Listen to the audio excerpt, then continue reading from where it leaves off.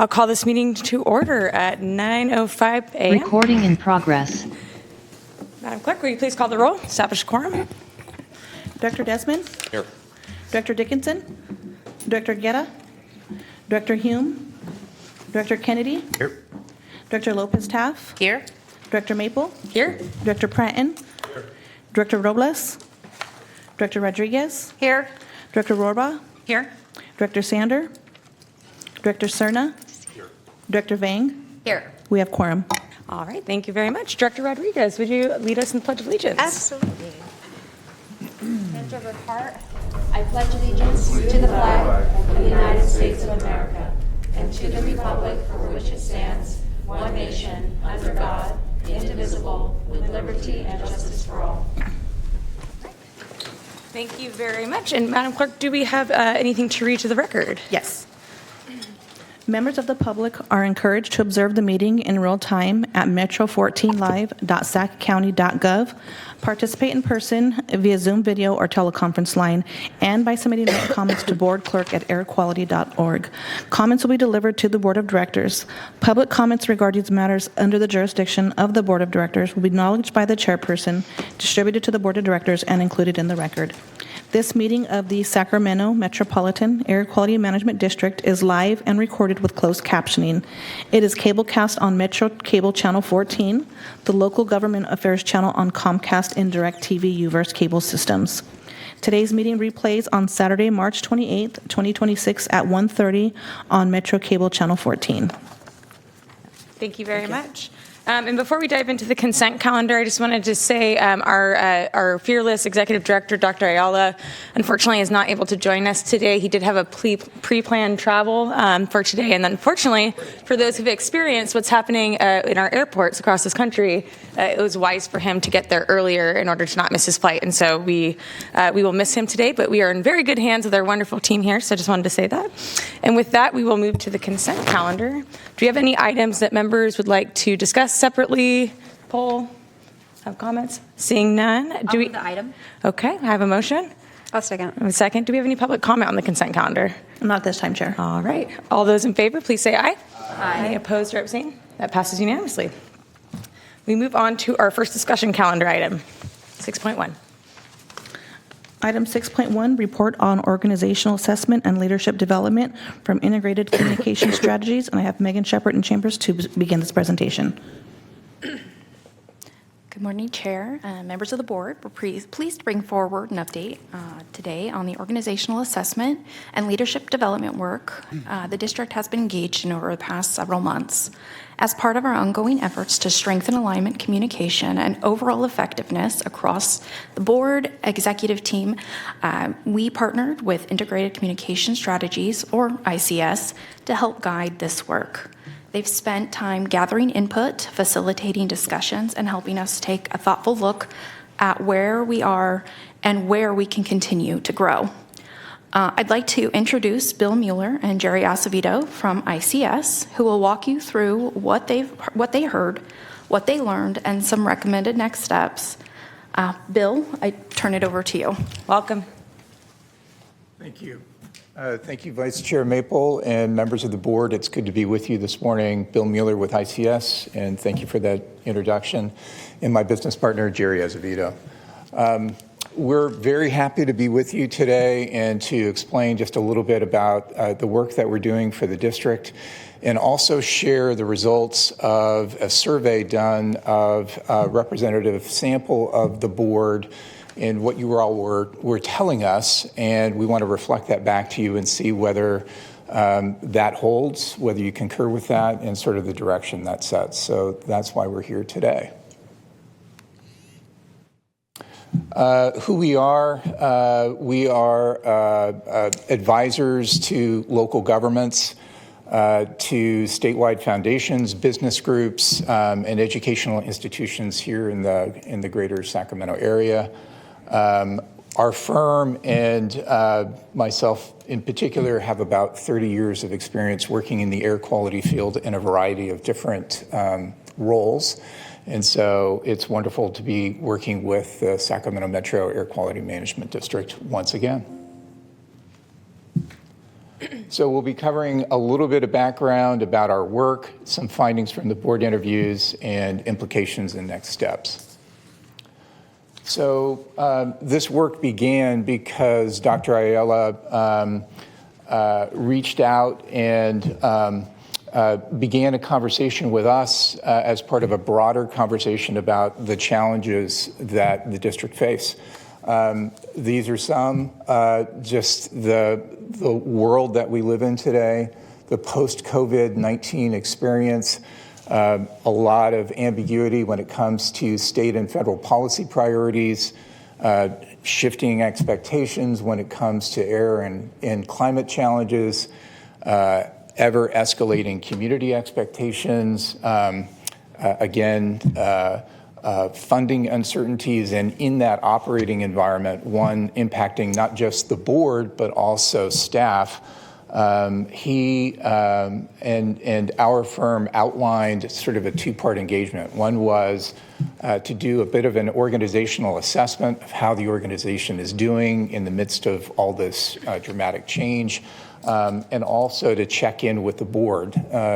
Dr. Ayala continues to be very much wanting the staff and the organization to be in lockstep with the board.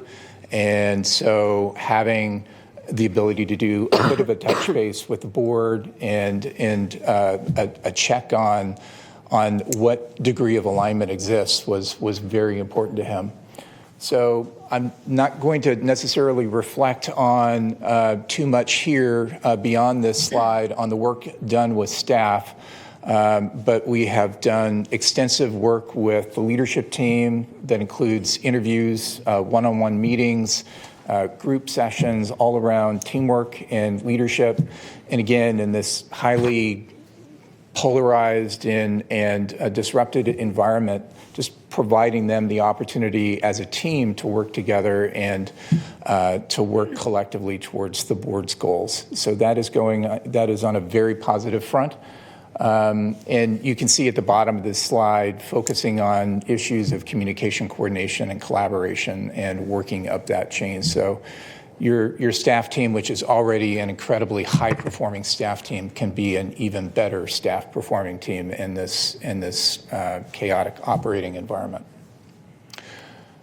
So the main purpose for being here today is to talk about the board interview results. So working with Dr. Ayala, we conducted 6 interviews. It was a cross-sample of the board, 60 minutes each, a set of preset questions that were questions about the district, about district priorities, questions about the degree to which the district was headed in the right direction on hot policy topics that you talk about at every board meeting, and really used as a way for Dr. Ayala as well as Vice Chair Maple and Chair Keno to really sort of be in step with you and in step with staff.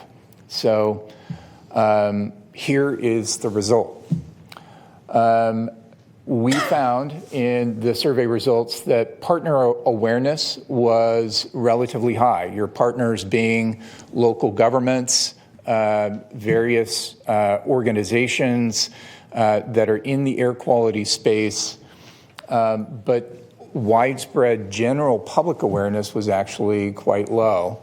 And notwithstanding the great work that Janice and others are doing in community, the widespread knowledge, according to the board, of what actually the air district is and what it does on a day-to-day basis is not necessarily common public knowledge.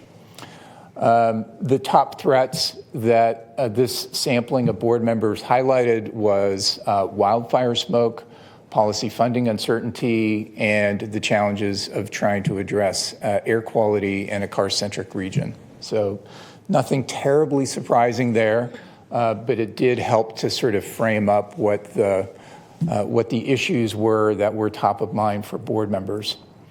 The AB 617 community work was an area of inquiry for us. We wanted to check in with, again, a cross sample of the board. Are we headed in the right direction? Are these the right level of energy and emphasis that we should be paying? And it was a very clear across this sample that this work was very important and that it was also highly valued.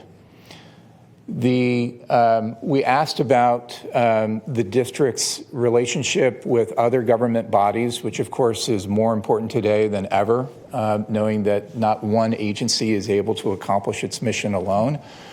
So the review was that the relationship with transportation agencies as well as with SACOG was strong. And board members had many positive things to say about Dr. Ayala, with the leadership team and the rest of the staff, just highly competent, very trusted, and that it's part of your credibility and core strength. When we asked about the question of public education, are we doing enough to educate the public, and this is the general public now, 5 of 6 of the survey respondents said probably not enough, that we could be leaning more into building better public awareness about the district and the district's role. On policy advocacy, which is something, especially these days, that we're always very sensitive to, are we leaning in too much? Are we holding back?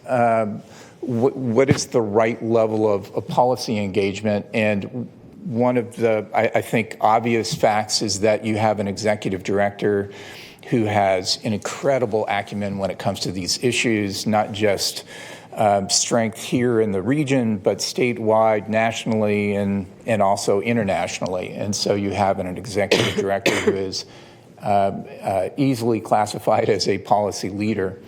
On that question, 1 of 6 said you could do more, but 5 out of 6 said, no, the way that you're leaning in on policy is just about right.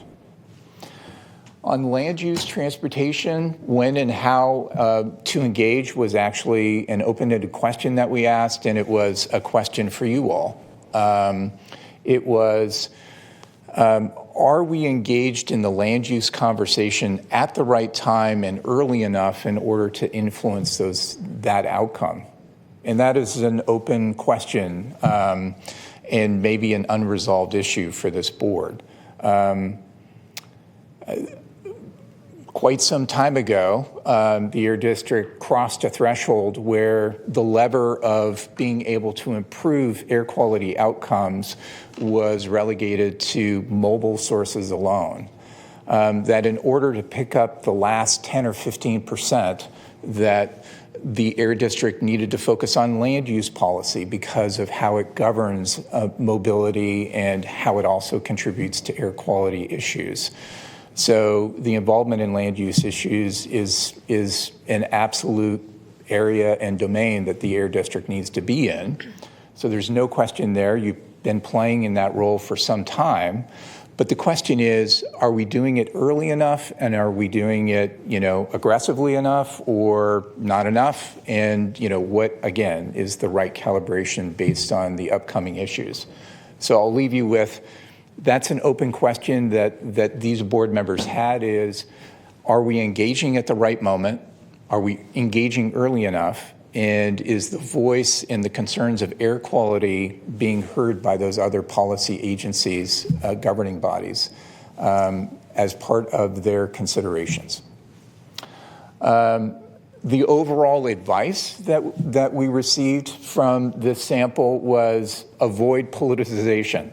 That one of the advantages of this district is that it's data and evidence driven, and by using data and evidence to make its points as opposed to a particular sort of set of values or ideology, that being driven by data and facts would it help you avoid taking sides while still staying mission focused. So these are words lifted directly from these interviews. So this is the second to last slide. So the implications that we worked with the leadership team as well as with Dr. Ayala on is we might want to consider stepping up public engagement. What might that look like? Engaging with key informants, key stakeholder groups, with the business community, using trusted messengers was highlighted, and putting together sort of a even more energy and a concentrated effort in that area was viewed as valuable. Another interesting facet is that, and I'll read this, your message may be more important than the messenger, AKA the district. So there was a very interesting conversation about, well, does the public actually need to know that the Air District is behind this, or do they really need to hear the message of that air quality and land use considerations and mobility is important to them? So we think, as communications advisors and more, that really focusing on the message is more important than trying to build brand visibility. If your stakeholders know who you are, that's probably sufficient. That's probably good enough. That maintaining your public education advocacy posture in a way that is community health focused and data driven and non-political was really important. In an era when people latch on to what people say and maybe take it to an extreme or misinterpret it, being really focused on community health and being very data driven in the way that the agency proceeds will help it achieve its mission. And so that was one of the implications. And then the last one, again, and this harkens back to the conversation about land use, is there's probably an opportunity moving forward of deepening coordination with your land use agencies, with your transportation planning agencies and others, and making sure that the implications of those decisions and what the air quality effects of those are is really important. And it's a way of extending the mission and the role of the Air District, but also enhancing coordination and communication with those agency partners. So to wrap up, the overall signal from these board member interviews is that the board really felt very strongly that the organization was on the right page. It was doing the right things that were very meaningful, but boosting public education, finding ways to engage earlier on decisions outside of the air quality realm that nonetheless had air quality implications, and then really sort of focusing on the core issues of wildfire, land use, technology transition, and maintaining that sort of health orientation in your messaging was very important to the district now and probably over the next couple of years. So I'm happy to answer any questions that you have. And again, it's wonderful to be working with you. Any questions from directors or comments? Well, I have a few Yes. comments. I'm so glad that we're having the discussion. One of the things that I continue to say is that as we continue to grow, and Sacramento has a plan to grow quite a bit over the next 20 years. But we are still building car-dependent communities. And so I asked the question, where is that conversation taking place about incorporating transit into communities so that we don't have communities that have to depend on getting in their car, getting to where they need to get to. And a part of me feels a bit defeated. Can the Sacramento region ever get to that point where we can be? And I'm not sure that I don't have the answer. It feels like it's not possible anymore just because of how we're growing and how we're set up. And it's I'm a big supporter of SB 79 that puts density into where transit is, because it gets people into roads. But we're seeing our roads crumble. The unincorporated has a PCI of 40, which is really bad. Most jurisdictions are struggling unless they have a sales tax that can invest into their roads. But it really leaves me with the question of how do we get to the point where we can incorporate transit into communities so that we don't get people into their cars where they have to get to, get around. I thought maybe we need to take elected officials, get them on a bus, drop them off somewhere in Sacramento County and say, all right, now get to a destination. And then you can feel the pain that people have that they need to walk quite a bit, that the bus takes a long time, and people don't have 2 to 3 hours to get from one place to another, and then in the evening get back to that destination. And so I always appreciate these conversations because it highlights that we have Sacramento region has, for me, a problem when it comes to transit and and the mobility. If you live in the Sacramento area, like downtown Sacramento, I think there's a lot more capabilities of doing that. But once you get into the suburbs, it's very difficult. Yes.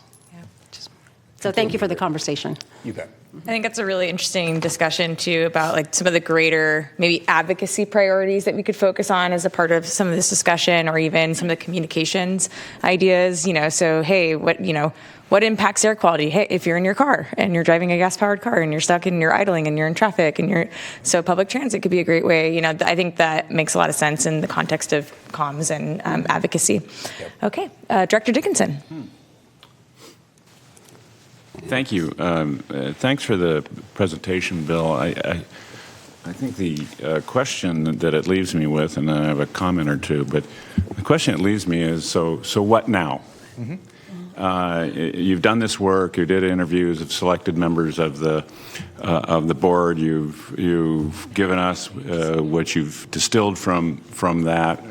And is there some expectation on the part of not so much the consultants, but the staff of what the board is expected to or hoped to do with this? Is it the thought that we will have a discussion of these items, particularly the ones where you said there was divergence, or is this just nice to have, interesting to listen to, and then we go on?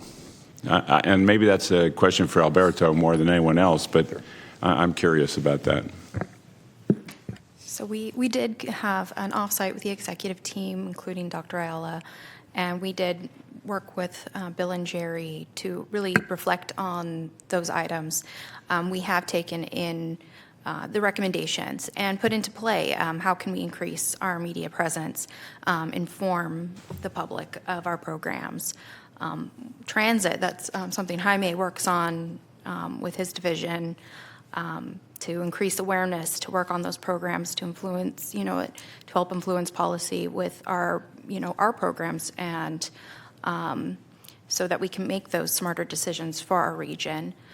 So yes, we're taking that. We do intend to work more closely with Bill and Jerry in the coming months, because we do have more work to do. We did take these recommendations from this board and really see that value, and we want to make progression with that. Mm-hmm.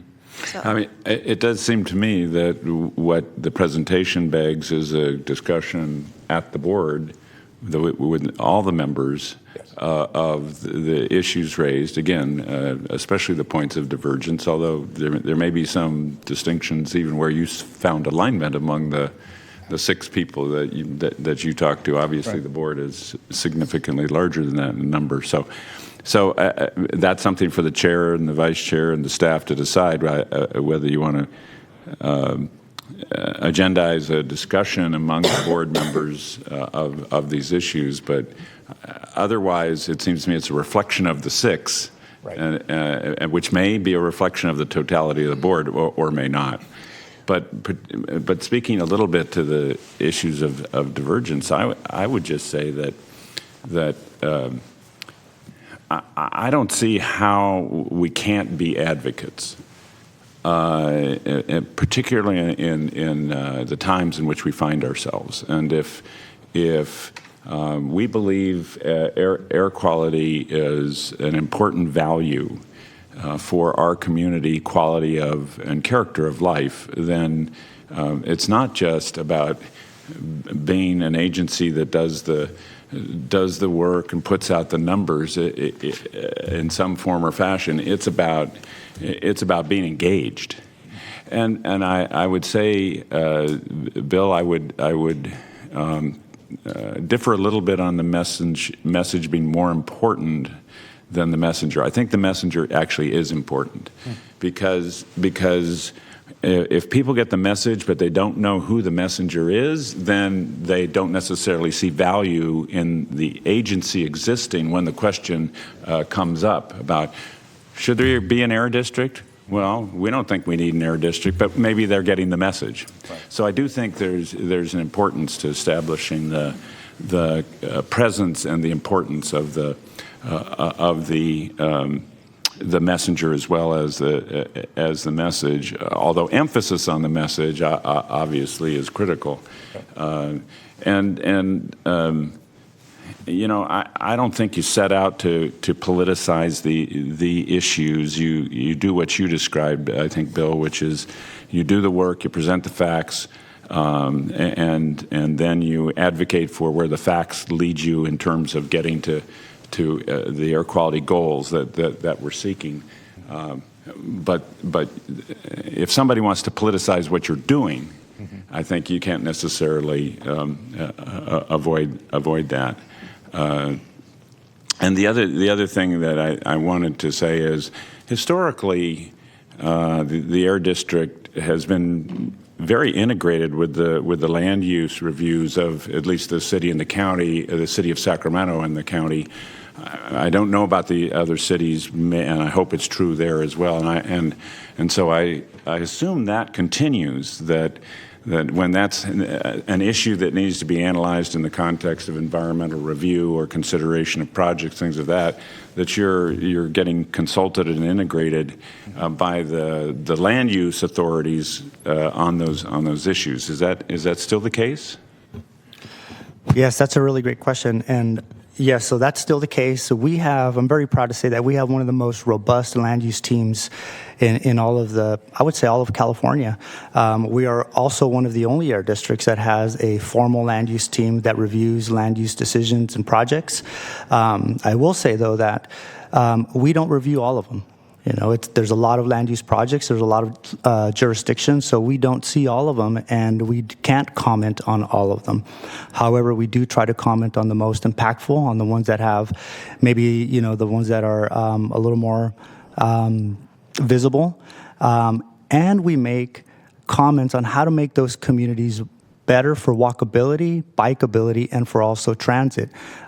We are in line with the transit-oriented development guidelines as well, but these are not rules and regulations. These are just comments and leveraging. So we meet regularly with all of the jurisdictions so that we can comment on these projects and kind of help leverage or provide more insight on how to make these communities with less air quality impacts.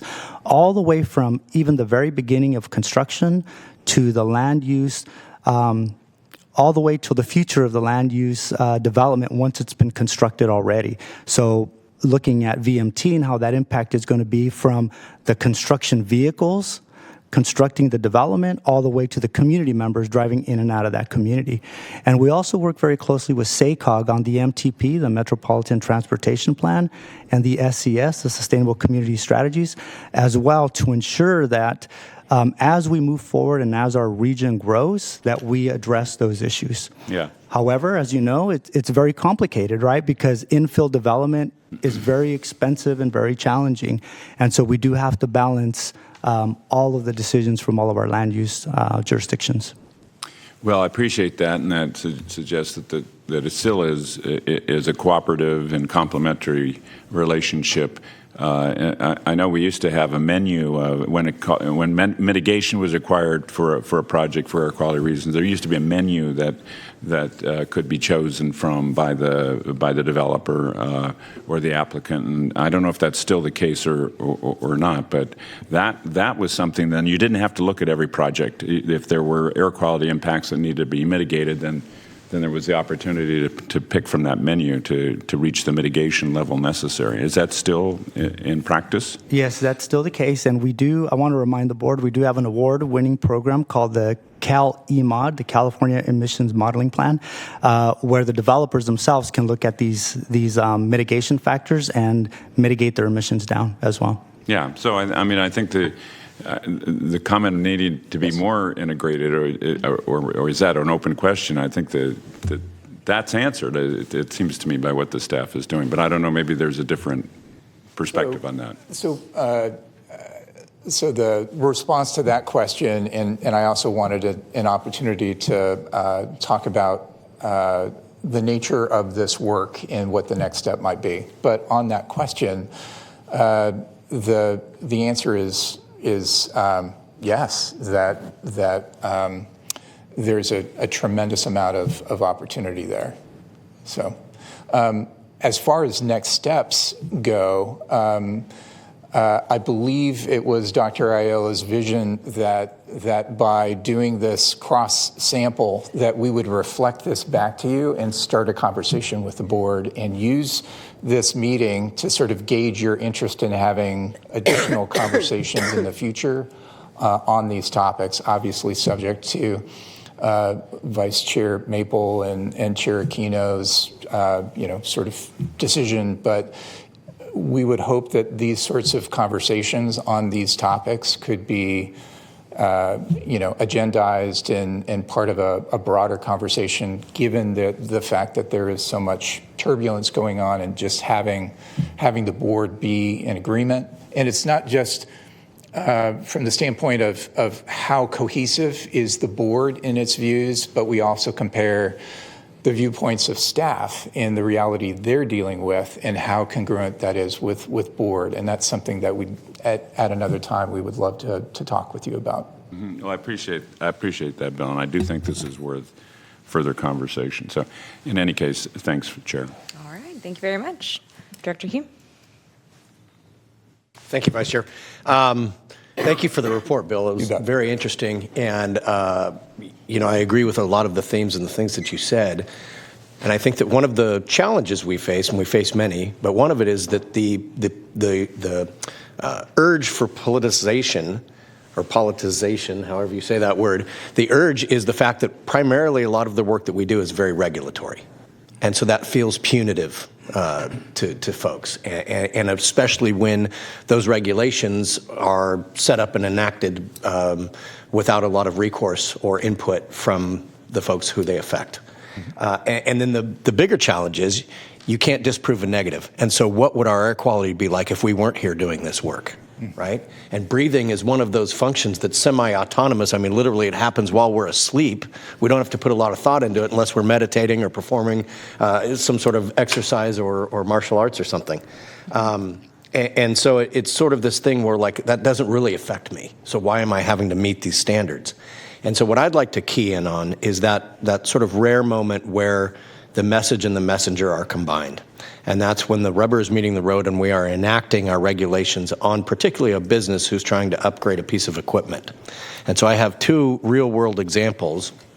One where, it's a processing piece of equipment, and they wanted to go to a new piece of equipment that would run more efficiently, that would have less air quality impacts, that was better for the environment, but because it was more efficient, it could process more material, which meant that was an expansion, which is then disallowed because of, right? And so here they're trying to do what they see as the right thing, and they just get hammered back down, and they go, okay, fine, well, I'll just repair the dirty old machine and keep running it, right? And then another example is one where somebody's going through the processes that they have to do in order to get the clearances and check the boxes and all the things. And they get a letter saying, well, we have until this date to respond to you.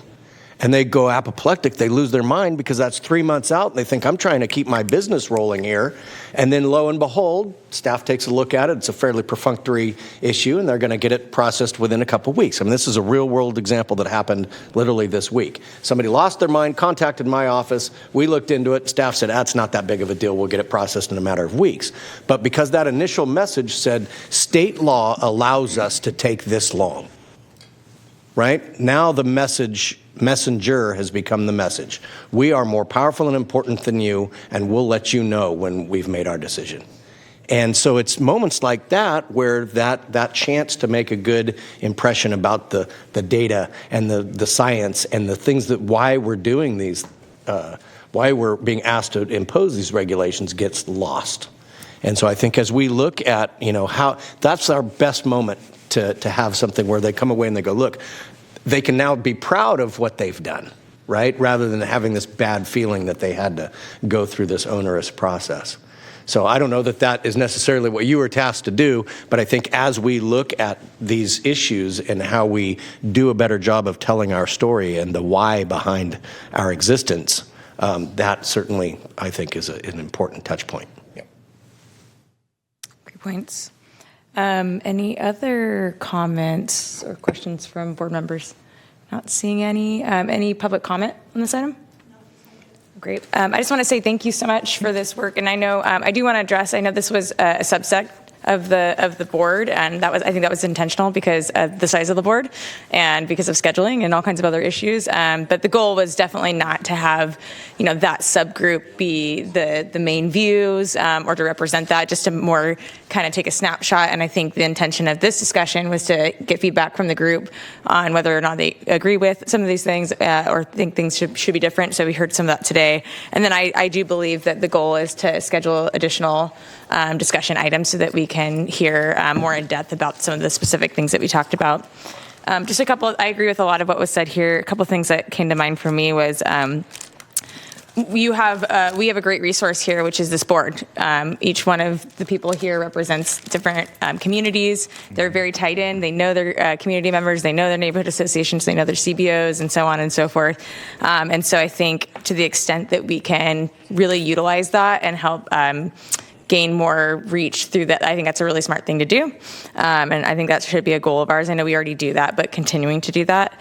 And then the other thing that came to mind when you had the comment about whether or not it's the message or the messenger, and I agree it should be both.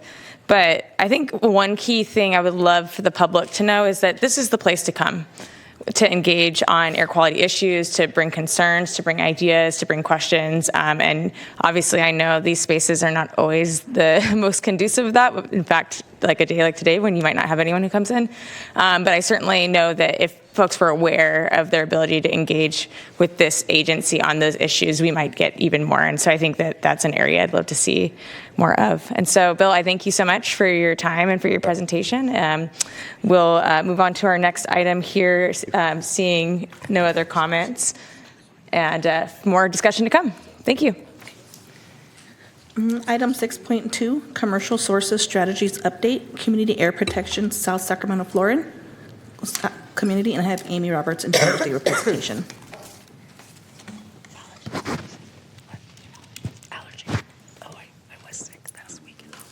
Good morning, Vice Chair Maple and members of the board. I'm very happy today to be with you. Good morning. And today I'd like to continue the conversation of our AB 617 Community Emission Reduction Program and the strategies that are contained in that.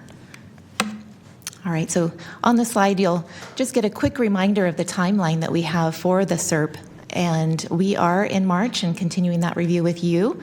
And you'll see that we are headed towards summer and an adoption of the plan.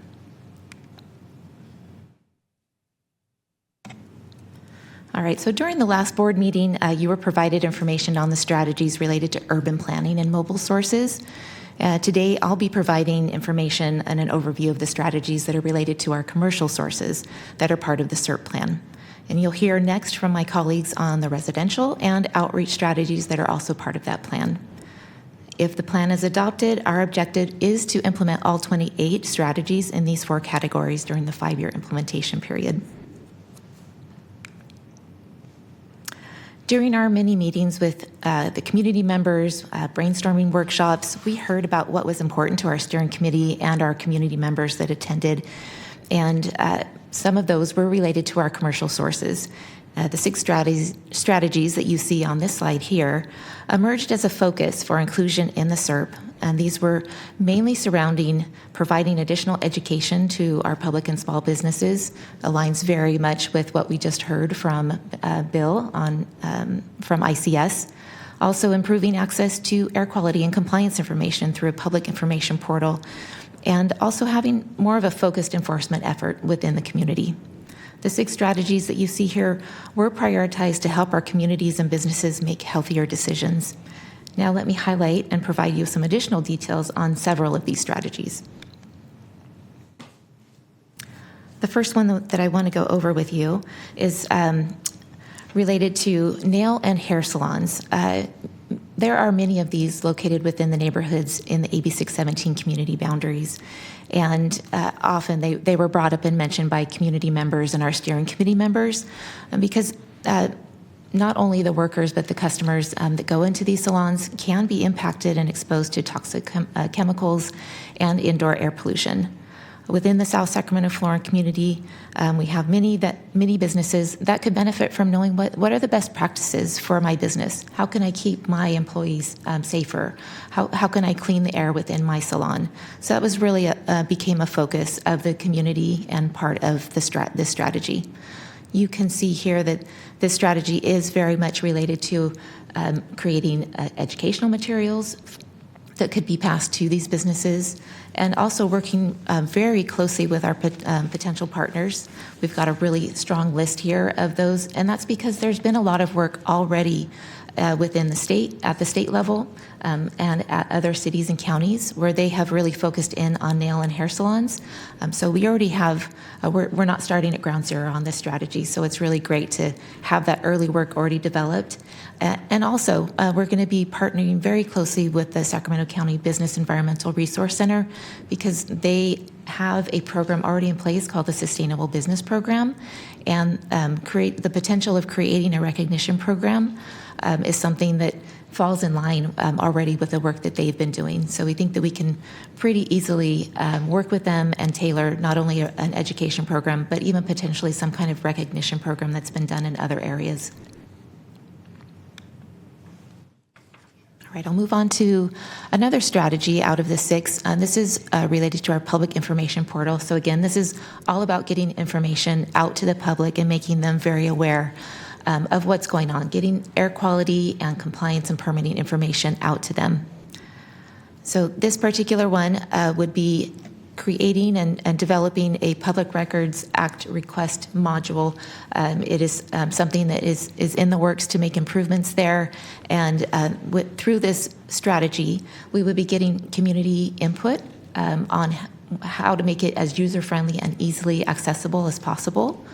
And we're looking at this as a fairly quick turnaround that we would be able to get that work done this year, and then also be able to make sure that we have the appropriate training materials and educating our public about how to use it. So not that it's just tucked away on some website, but the word gets out so that they understand that that's available for them.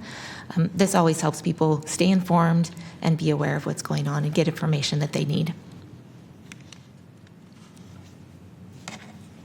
All right, and the last strategy that I wanted to cover with you is also related to education of businesses.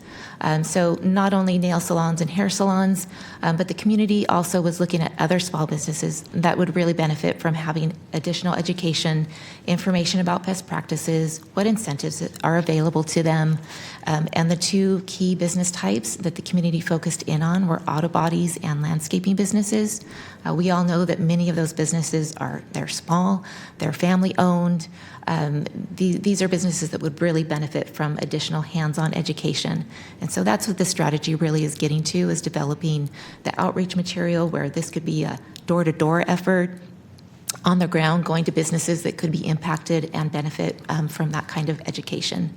You also see here again that we've got our partners on the list, and again, the Business Environmental Resource Center factors very closely with the work that we're doing on business education. So they'll continue to be a partner with us as we brainstorm with the community on what can be done here. We've also got other partners. Breathe California has raised their hand as potentially assisting in this effort. Property and business improvement districts obviously are a pretty go-to for us to get the information out. And community steering committee, our members in the community, they always have great ideas and understand because they're on the ground and know what businesses are out there. So this is the last strategy that I will highlight for you today, but I'm happy to answer any questions you might have about the commercial strategies. Otherwise, I will pass it on to my colleague, Jaime Lemos. All right, so we have a couple folks with questions and comments. Director Rodriguez.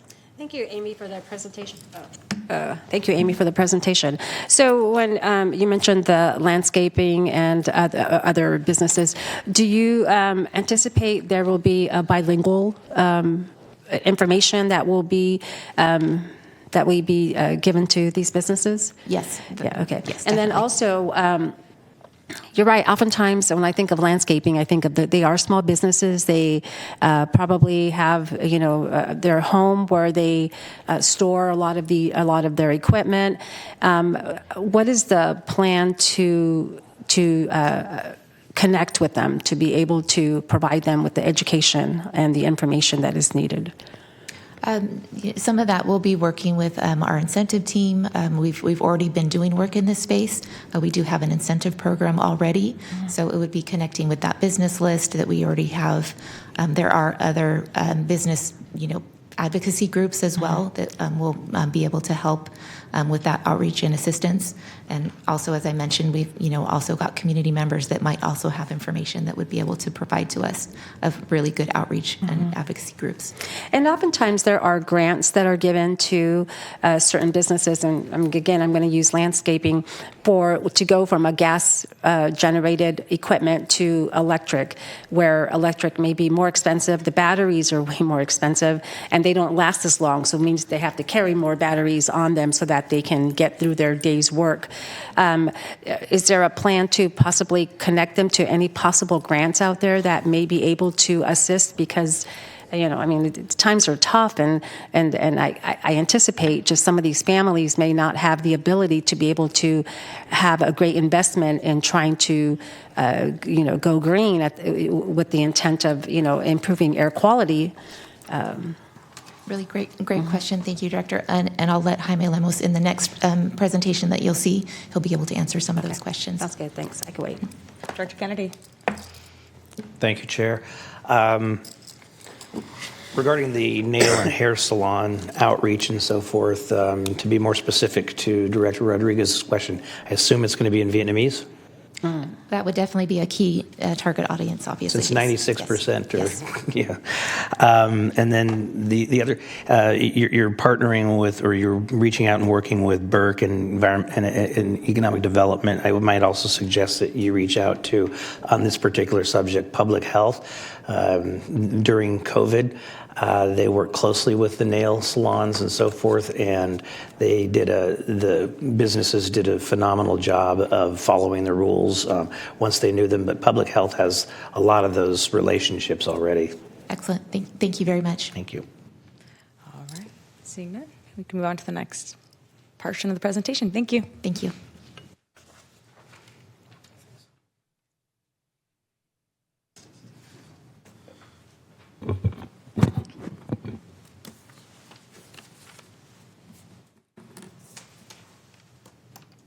One second.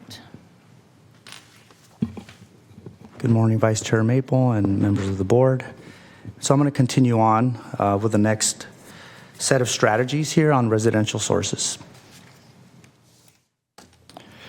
And so last month we presented on urban planning and mobile sources. You just heard my colleague Amy speak on commercial sources, and then I will touch on residential sources, and then we'll move and we'll end with outreach. So these are some of the strategies within the community emission reduction plan that impact residentials. And so we called it residential sources, but really this is what touches someone who lives in a home or an apartment complex.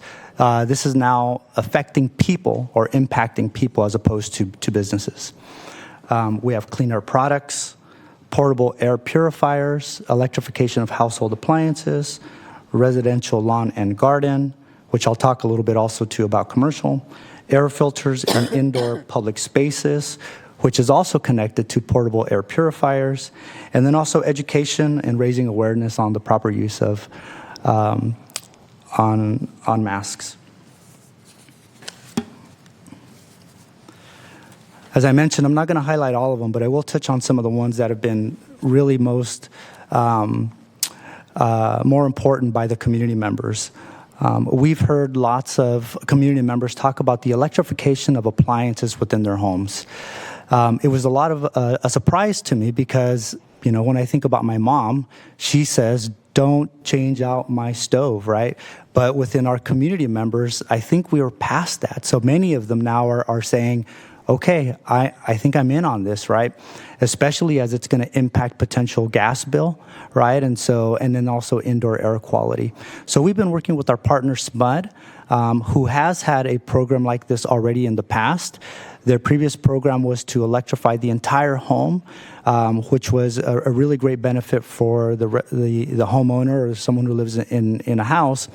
But this time, we're going to impact appliances by themselves. So single appliances, maybe not the whole thing. We were hearing before that it was really challenging to get everything electrified. And so this time, we're just going to do onesies and twosies. And I think the dollars will go much further as well. This was a plan that had been set in place by SMUD when they surveyed people as well, the community members, and said, this is probably more effective. And then there's probably going to be pockets in the community where we're going to target all gas appliances and move to all electrification. So it'll be a combination of both. To address Director Rodriguez's question, we are going to also be launching the residential lawn and garden. So we currently have a commercial lawn and garden where we do provide awareness and we do advertise to the local landscapers in multiple languages. But this is now for residential, right? These are your neighbors. These are the folks that you know, you might have your electric lawn equipment, but your neighbor still doesn't, right? And so we are going to be providing incentives for the residential lawn and garden equipment. It is going to be a scrap and replace, though.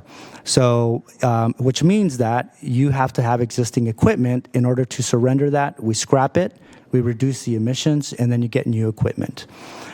There is potential conversation about maybe just doing a voucher program to get new lawn and garden equipment.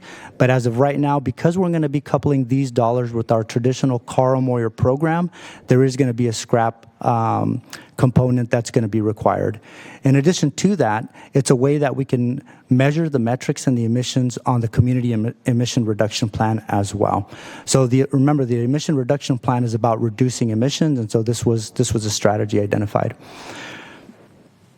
And then last thing I wanted to note on this is some of your local jurisdictions have these type of strategies embedded in their climate action plans. And so we have been in conversations with many of them on how to integrate these things so that we could supplement and support the climate action plans. Air filters and in indoor public spaces. This was something that was also brought up by the community members, but we are going to be pushing this to probably year 2 and 3 because the other strategy identified was portable air filters. So now we have portable and then also air filters in indoor public spaces. And so let me just maybe talk a little bit about the differences. The portable air filters are just these small little appliances that you plug in and they recirculate the air in your house and they clean up the air. This strategy is more of your HEPA air filter intake, so like this structure here, and all of the air that it recirculates more of on a commercial or industrial level. And so since both of them are about air filtration, whether it's in the home or in the commercial or facilities, buildings and structures, we decided to move them and pair them together so that we can have a better impact and just kind of do a more of an economies of scale and more efficient program. These type of programs are very important. We have wildfire days, we have spare the air days, and so sometimes when we set out these alerts, many of the communities let their community members that probably not a good idea to be outside, engaging in outdoor activity, so let's stay inside, and so we want to also ensure that they're being safe indoors as well. And that is it. I'll take any questions. All right. Any questions from directors or comments? Seeing none, assuming we have no public comment. Not at this time, Chair. Okay, and then I believe we have one more presentation on the same grouping of items. It will be, it's 6.4. a separate item. Okay, So we just finished item 6.3, residential sources strategies. so now we're on 6.4. Now we're on Great. 6.4. Thank you. But they're all related Yes. to AB 617. Yes. All right. Good morning, Vice Chair Maple and members of the board. My name is Janice Lamb-Snyder, Director of Community Air Protection, and I'm going to be touching on the outreach strategies that our community has developed. So first, I want to start off with that outreach is very important to the community when we have spoken with them. They wanted to ensure that any of the strategies that we are going to be implementing has the foundation that the public understands why we're doing this and how does this impact their health. So these are the 5 strategies that are included in the SERP. I'm going to be touching on a few of these in the presentation, and really, it is the ultimate goal of all of this is to create awareness, create that trust within the community that we are a trusted source of air quality information. So the first one that I'll touch on is participating in outreach events. The community really recognize that it is important to go where the people are and to not necessarily only rely on the public and the community to come to meetings that we host maybe outside of the community, and make it easier and accessible for folks to get this information. So one of the ways that they want to tackle this is to ensure that we are participating in events that's already happening in the community. And what that also does is that it creates partnerships with those trusted community groups, as well as events that they might already be familiar with. And so in last year, we were able to, we set a bar of 6 events and host an event. We certainly had surpassed that. I think we had went over a dozen of them. And then in the future years, they set the number of events to 8, recognizing that there's a few holiday months that it may be more difficult to have folks host an event, or have folks be able to attend those events more regularly. And then obviously we want to ensure that we're including our potential partners. Our steering committee members have been vital to this particular strategy because they accompany with us to these events where they also become the trusted source of information to their community members and their neighbors. Obviously, local partners such as SMUD, the county libraries, CBOs that we've been regularly working with can also help us reach deeper into the community. The next strategy that we have is outreach through traditional and social media. So it's important that we diversify the way that we reach the community.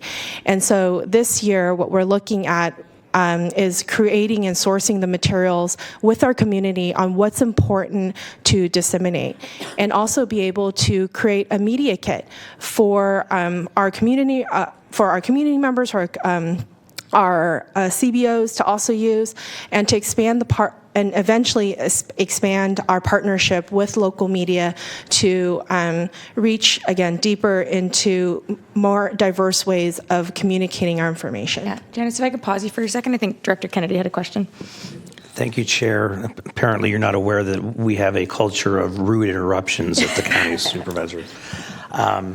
I wanted to go back to the outreach events, and can we make sure that board members know when these are happening, where they're happening, and so forth?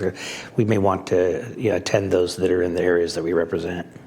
Yes, absolutely. And what the steering committee hopes to do is also to create a calendar of events several months in advance, so that would definitely be, we'd be able to share that. Thank you. Okay, thank you.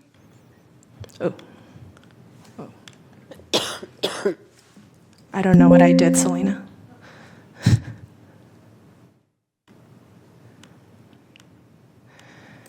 And then the last one that I'll highlight today is promotion of air quality education in schools. Our community members have recognized that, if you are to start with education, let's start them early on. And that also touches on the youth as well as the parents, right, who are going to be working with them to understand this material.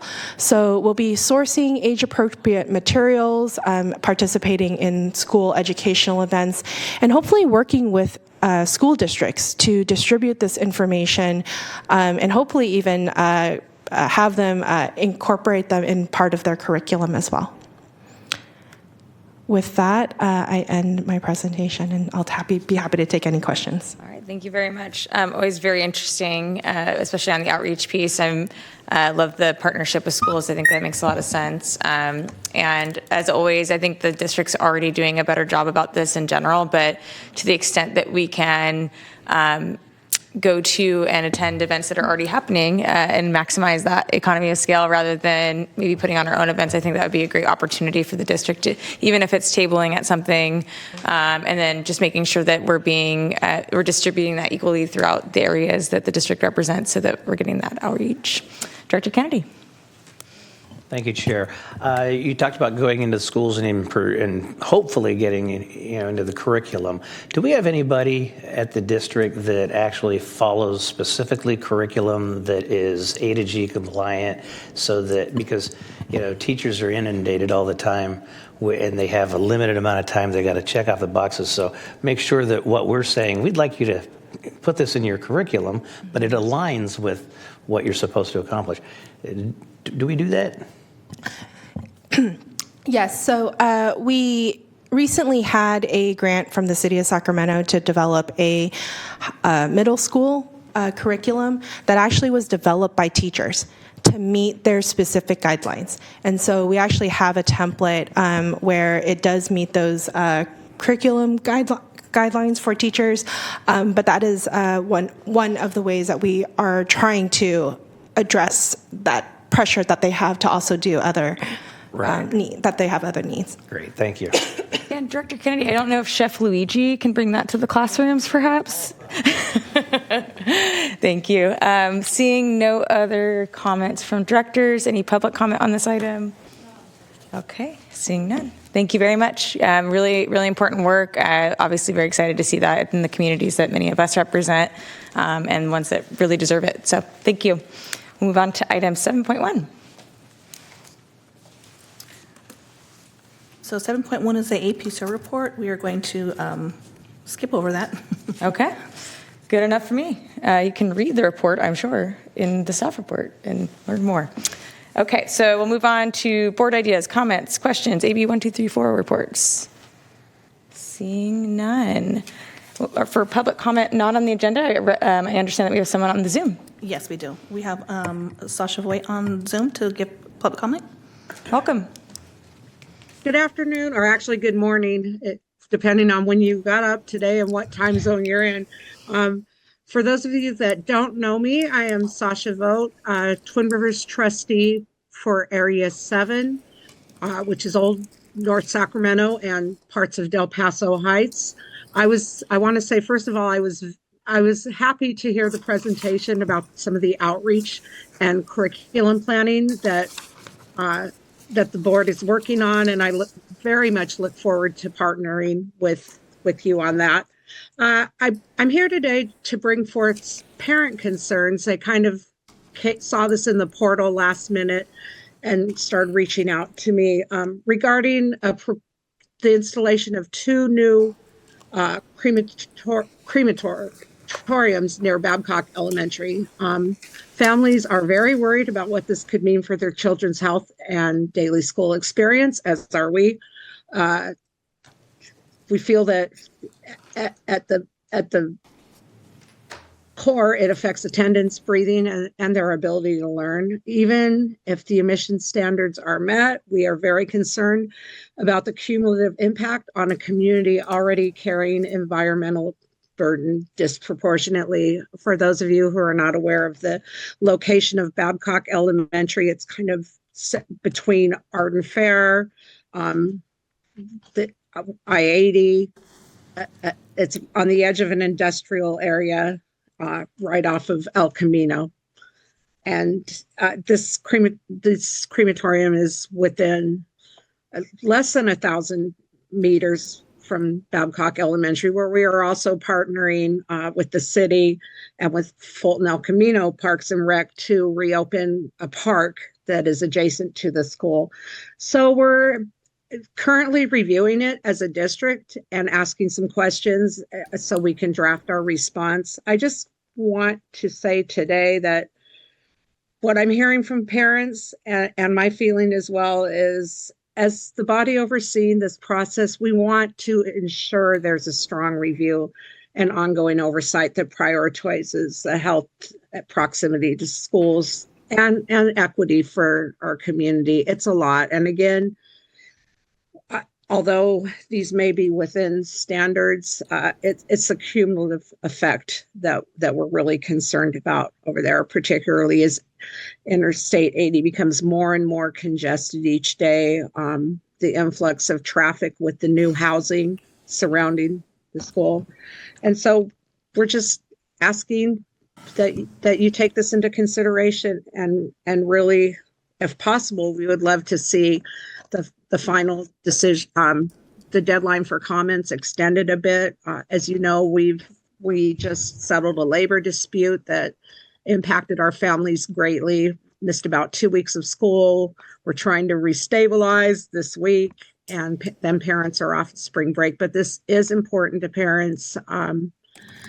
Sometimes our parents need access to make public comments, and they would like some time to be heard moving forward, and see if that April 6th deadline for comments could be extended. Okay. So with that, thank you, Trustee. We will have the staff be in touch with you about the process, and I will inquire about the possibility of extension, and we really appreciate your comments. Thank you. Thank you. Okay. Seeing nothing else to come before the board, we are now adjourned at 10:11 a.m.